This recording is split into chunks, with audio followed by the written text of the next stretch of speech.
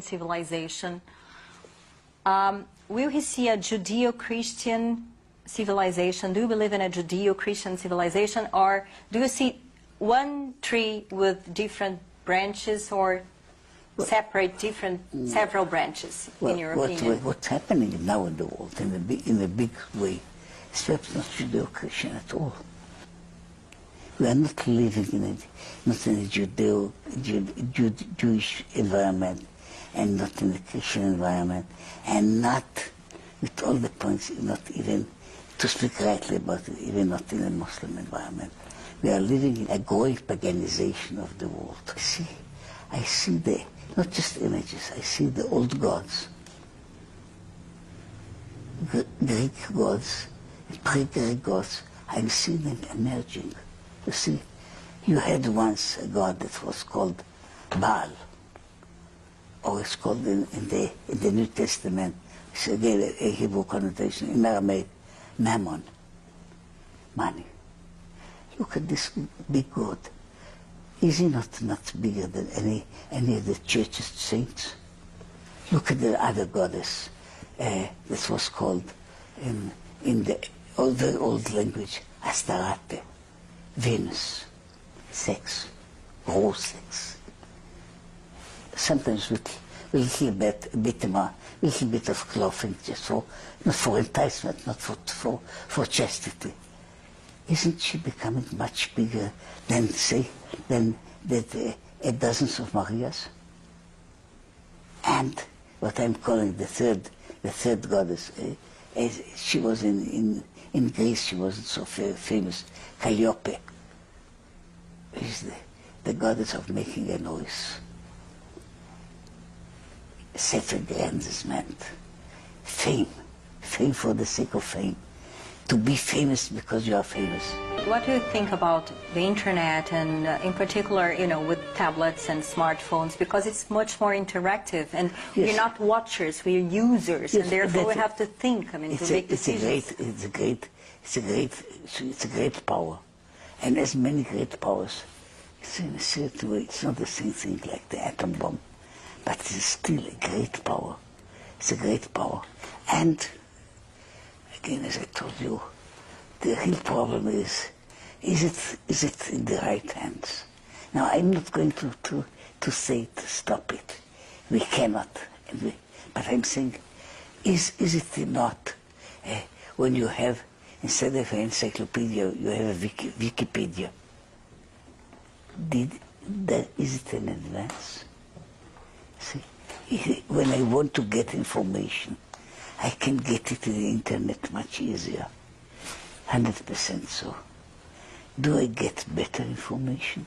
Lots of information doesn't mean knowledge. Knowledge doesn't mean understanding. Understanding doesn't mean wisdom. Are we more informed and perhaps less wise? Well, one of the ways to spread ignorance is not by telling people lies. It's by giving people too much information. Too much information is even worse than having very little information. I can't absorb the information, I can't assess it, I can't use it. So, what is the result then? The result is you are flooded. See, look, I saw it here in this country. So it's beautiful to see. See, a few drops of rain are always welcome. See, 40 centimeters of rain is not so very convenient. 2.5 meters of rain. There are countries in which you have it. Just imagine in Rio, 2.5 meters of rain coming within 24 hours. So what would you call it? You'd call it a disaster. Not anything, but rain is good. Rain is good, isn't it? Every drop is good. The amount of rain, going beyond a certain limit, is disastrous. Now, what can we do about it? You see, you want to know almost about every subject. You can go to internet just now, try to find about it, and you'll find papers and more papers in every language speaking about it. So after some time, you won't read them.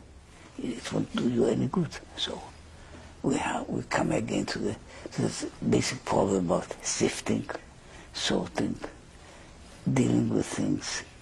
Now, the question is, who has the right to do this sorting?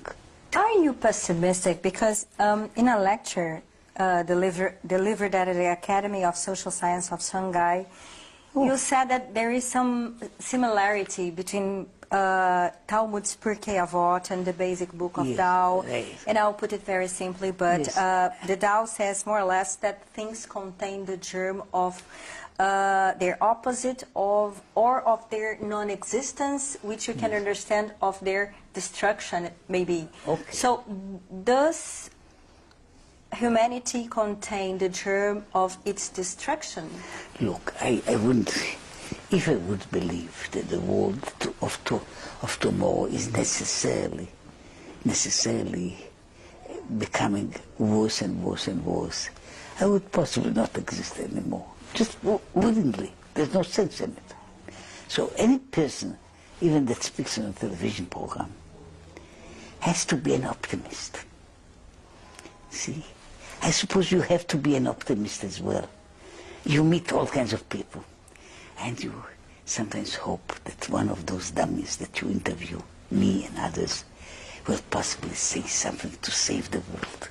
Don't you have such an expectation? So that is what it is. We are all of us trying, and in a secret way, we all of us believe that somehow, in some format, there's still hope.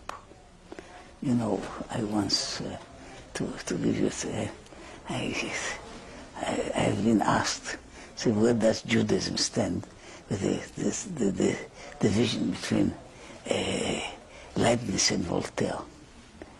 Leibniz just said that our world is the best of all possible worlds, and Voltaire, who wrote Candide and others, and which comes to the decision that our world is the worst of all possible world. Where does our religion stand about it? It's a nice question, incidentally. And so I would say that our answer is something like this. We are living in the worst of all possible worlds, in which there is still hope. Rabbi Steinzeit, thank you very much for this interview. Thank you for the questions.